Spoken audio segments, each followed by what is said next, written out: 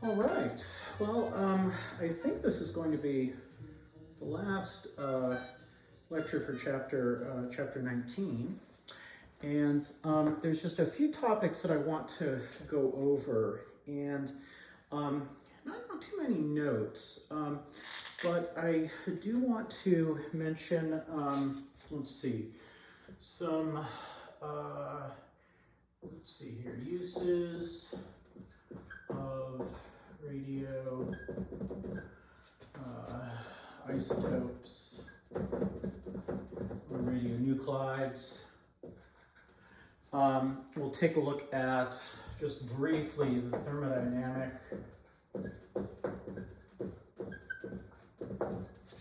stability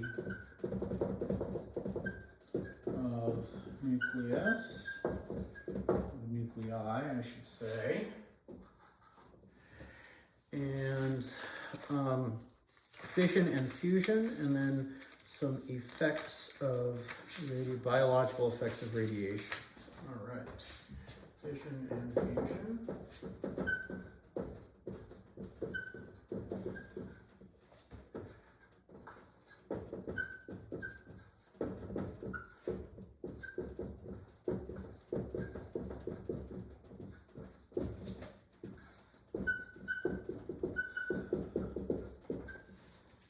Sorry for the squeaking there. So let's take a look at these. So some uses of radioisotopes. We already saw radioisotope dating. That was in the last video. We can have some medical uses. So these medical uses include radio tracers and also cancer treatments.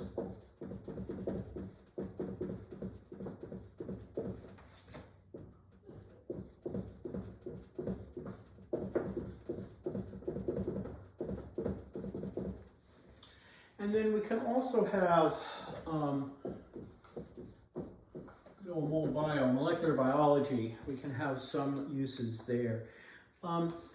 Actually, radio tracers are kind of what we use in molecular biology. You would incorporate a radioisotope into a system and then see where it ends up. So you can trace the path of a metabolite, for example, in the body. You can use it to selectively, in molecular biology, you can selectively label, or you can radio label phosphorus in DNA and RNA. And then you can, say, visualize that by, exposure to a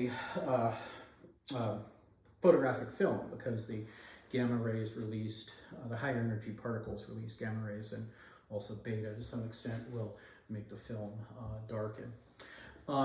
So molecular biology, we'll use it to label things. So we'll say here, labels. We'll label molecules with radioisotopes. Radio tracers are ways of following around what's going on in the body. Cancer treatments are making use of the destructive power of radioactive decay to destroy cancer cells. So this is where I tell the personal story of my mom, who she is still with us. She's in her late 70s, but she just turned 78 in May. Anyway, oh wow, that means I'm old too. Anyway, so back when I was in grad school, I think it was 1998, she was diagnosed with thyroid cancer, and they do with thyroid cancer, to treat the thyroid cancer, they will perform a thyroidectomy and remove the thyroid gland. Now, periodically, she would go back and they would check to see if there are any remaining cancer cells. Now, the cancer cells, since it's thyroid cancer, they were derived from thyroid cells. They were thyroid cells that what cancer is, became cancerous. It, multiplied uncontrollably. So if there are any of those left, any of those cancer cells left, they'll behave like thyroid cells, and they will uptake iodine. So if we use a particular So if nuclear medicine specialists use particular radioiodide, use a particular radioisotope of iodine, so radioiodide, and that was injected into my mom, and then they stick her in front of a scanner and see if there were any spots that showed up that were absorbing or had absorbed the radioiodide. That meant that there were cancer cells, because she didn't have a thyroid anymore. She doesn't have a thyroid anymore. So that's not going to be, you're not going to be able to absorb any iodine without a thyroid. Now, of course, they got to get rid of those. They want to get rid of those cells too. And if there's just like a few little spots here, you don't necessarily want to do surgery. So you could inject a different isotope of, radioactive isotope of iodine. So a different radioiodide that decays maybe a bit more energetically and actually then destroys those cancer cells. So you can both see maybe where the cancer cells are and then try to target them sort of for destruction. So yes, my mom is still around 22 years later, so as long as you make it past 5 years, you're considered a cancer survivor. So she is a survivor. Yay, yay mom. All right, so those are some uses of radioisotopes. Now, thermodynamic stability of nuclei is something that I mentioned just briefly at the very beginning of the first lecture, which was we look at the potential energy of the nucleus versus the potential energy of the individual nucleons. So, for example, we could have 8 neutrons plus 8 protons goes to oxygen 16. And what we would do is actually use the mass change to get our energy change. Wait, mass? We can't destroy or create mass? Well, yeah, in a chemical reaction, you're not going to destroy or create mass. But this is a nuclear reaction here. So we can convert mass to energy and vice versa.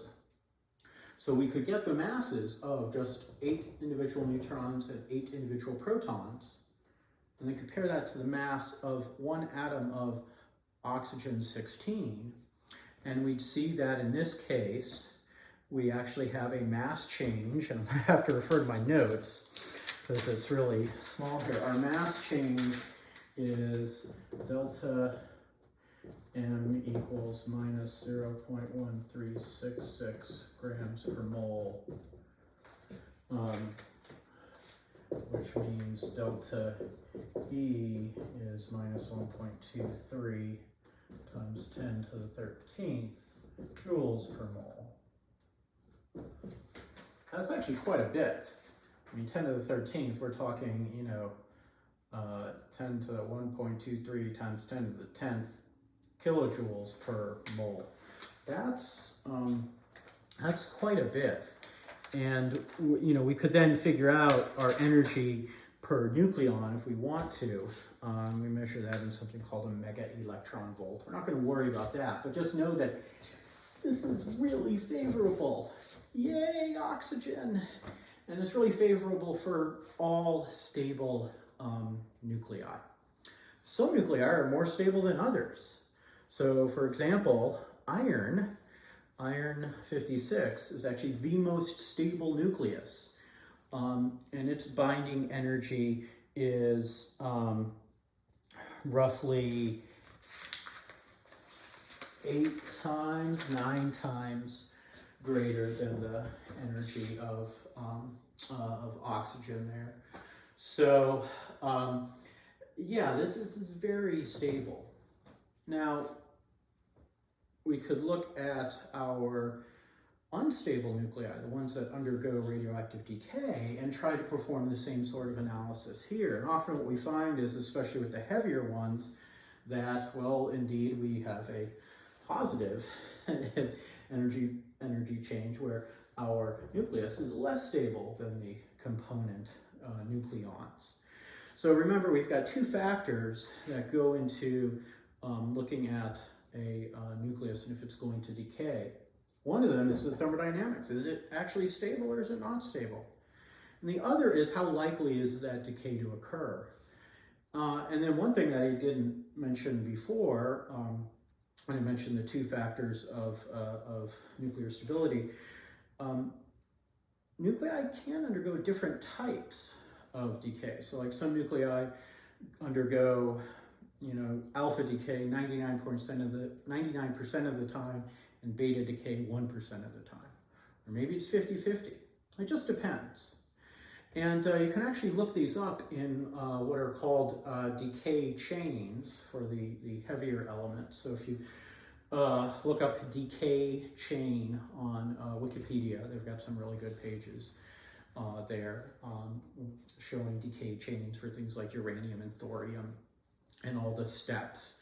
Because, the uranium decays into something that is also unstable, which then decays, and so on and so forth until it gets to finally a stable nucleus. Now, stability comes into play with fission and fusion. And so fusion is, what we see in stars, for example. So we've got, I'm going to use deuterium here. In stars, it's actually hydrogen.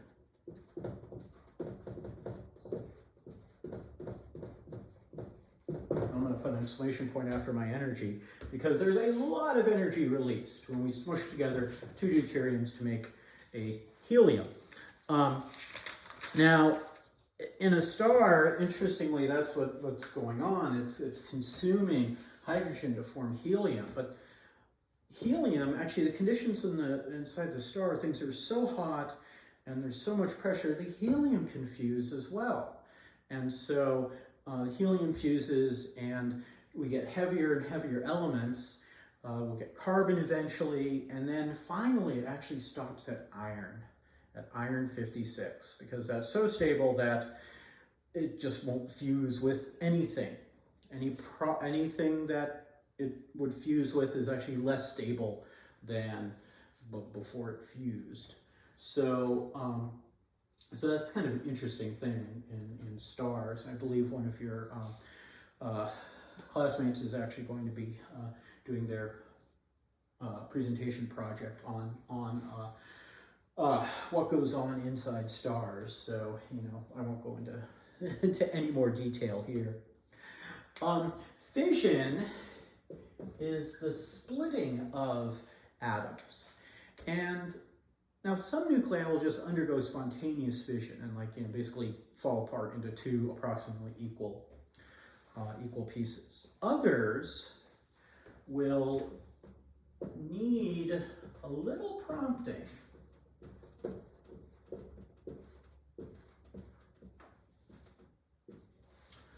By a neutron. So if we shoot a neutron at a uranium-235 nucleus, the neutron will hit the U-235 and boom, it will fly apart. And we'll get a barium-141,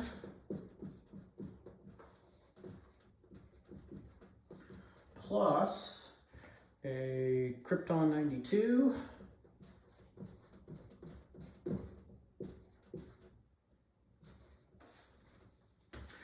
and 3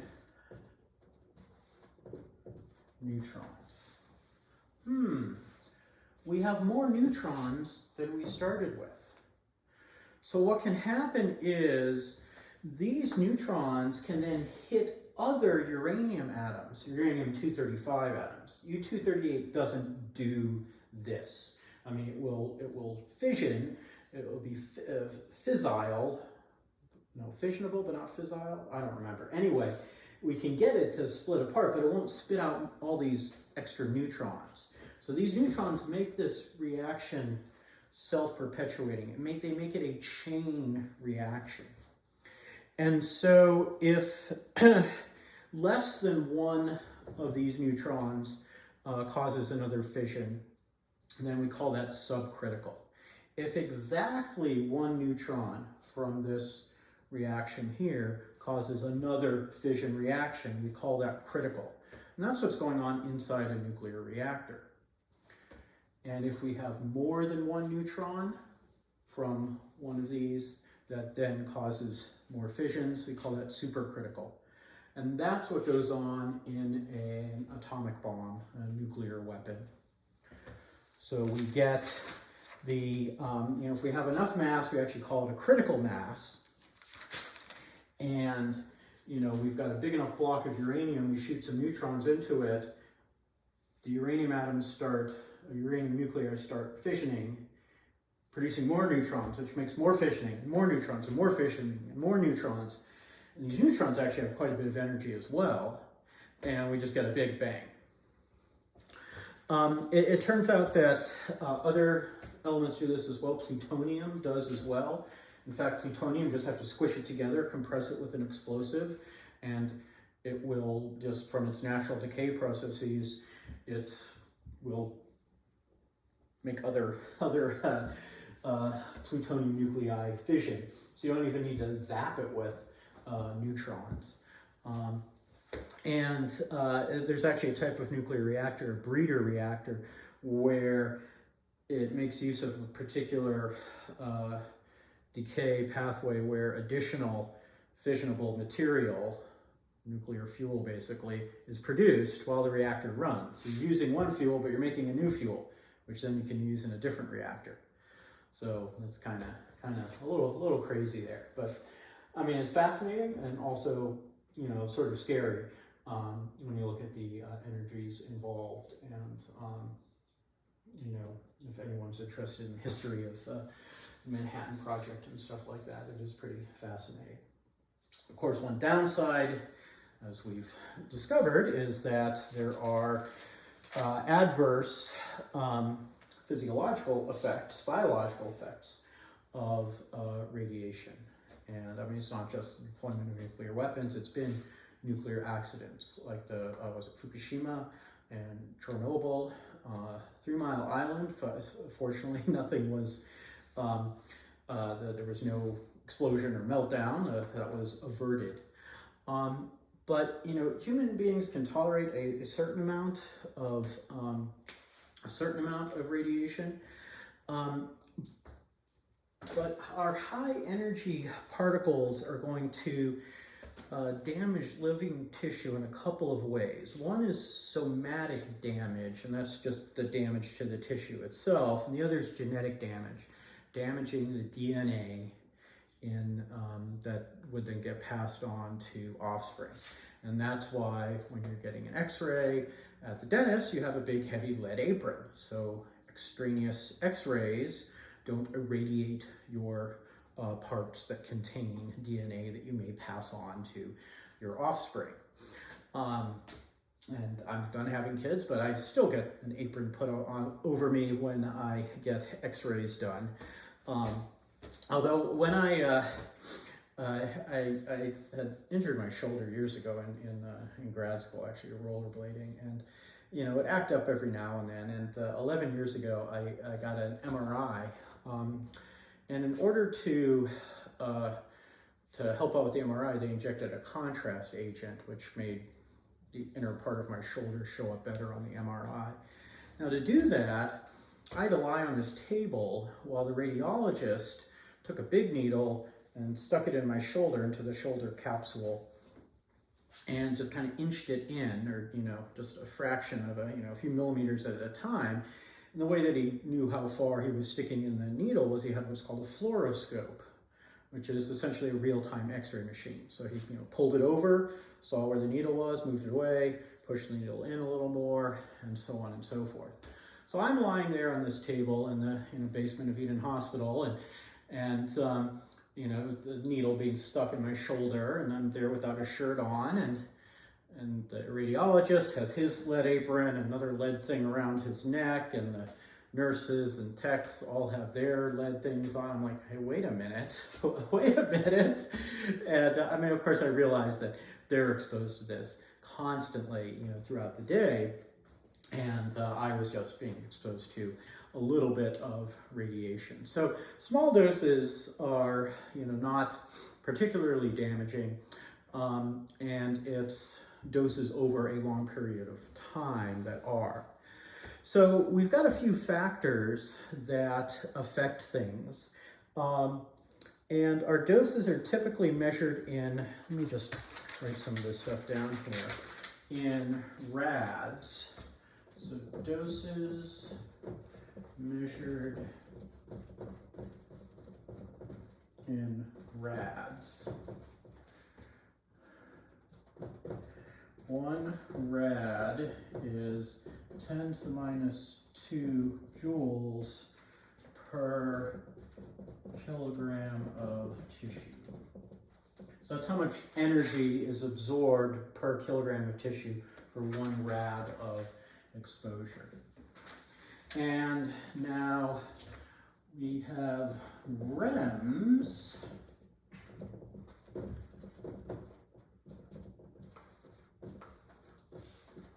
which are rads times RBE. And RBE is it's a relative biological effectiveness. It's the effectiveness in causing biological damage. So something like, for example, an alpha particle is big, so its RBE is like 10,000. Okay? So a 500 REM dose will probably kill you. There's a couple of other things that we need to look at, and those are penetrating ability, and that's gamma is greater than beta is greater than alpha. We also have to look at how well the type of radiation can ionize molecules that may run across, and also chemical properties of the radiation source. For example, radioiodide behaves just like regular iodide, so it's going to go in the body where it's going to go. So gamma is much more penetrating than beta, which is more penetrating than alpha. In fact, alpha particles, they're stopped by your skin. They're extremely big, and they've got an RBE of like 10,000. So if you ate some alpha particles or something that was an alpha emitter, that would be bad, like really bad. Beta particles penetrate about 1 centimeter of human flesh. I'll do, when I do an actual lab using radioactive decay, I'll stick my hand in between our beta emitter source and our detector and show you the Dr. Pitcher shielding effect. A thin piece of lead would do the same. A thicker piece of plastic would do the same as well. And then gamma rays are highly penetrating. They'll go right through living tissue. And whatever they crash into, they're going to do some damage to. Now, they're not massive because they're just light. They're photons.